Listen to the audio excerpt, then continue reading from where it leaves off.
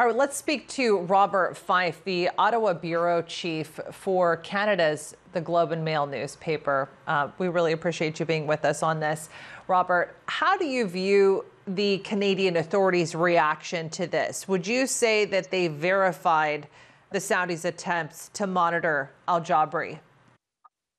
The Public Safety Minister, Bill Blair, more or less confirmed that this had taken place in a statement he provided to the country today, saying that he didn't want to talk about specific cases, but said the government is very, very concerned about these kind of efforts to go after Canadians or permanent residents who live here in this country, as does Mr. Al Jabri.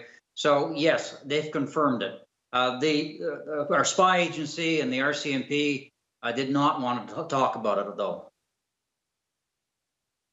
Al Jabri left living in the U.S. and moved to Canada because he didn't feel safe in the U.S.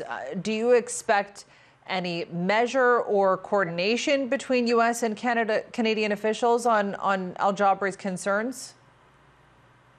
Well, yes, because the United States CIA, particularly, but the U.S.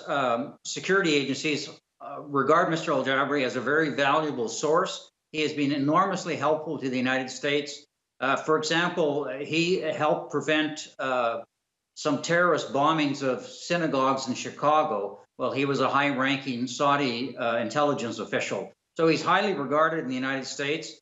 And what his concern was when he came to Canada was that the Crown Prince has what is called the Tiger Squad, a group of mercenary killers, and they are in the United States, and he was fearing for his life. So he came to Canada, where one of his sons is a doctor in Toronto, and that's where he's been living. He is under protective security. He has his own security as well.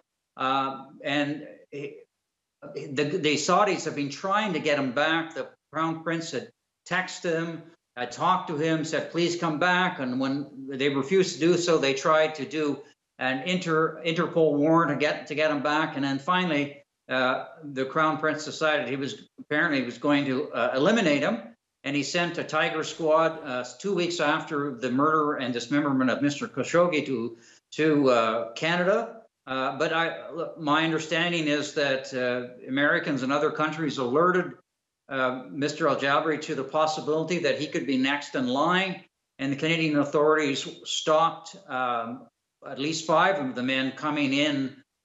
They were carrying a forensic kit, very much like the ones that were used against Mr. Khashoggi. They were stopped at Ottawa International Airport before they were going on to Toronto. And the only person that was left in the country was one carrying a Saudi diplomatic passport, but the rest were stopped and returned back. And one of the men who was returned back also belonged to the same department as one of the people involved in the killing of Mr. Khashoggi.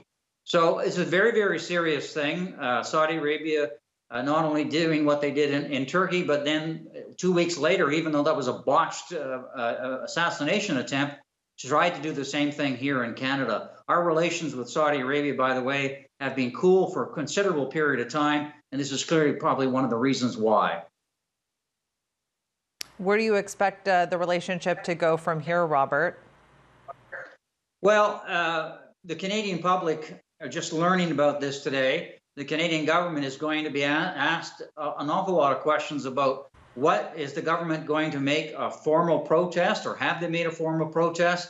Not only that, we just recently resumed sales of armored vehicles to Saudi Arabia, which those armored vehicles, according to people according to published reports, have been used in the war in Yemen.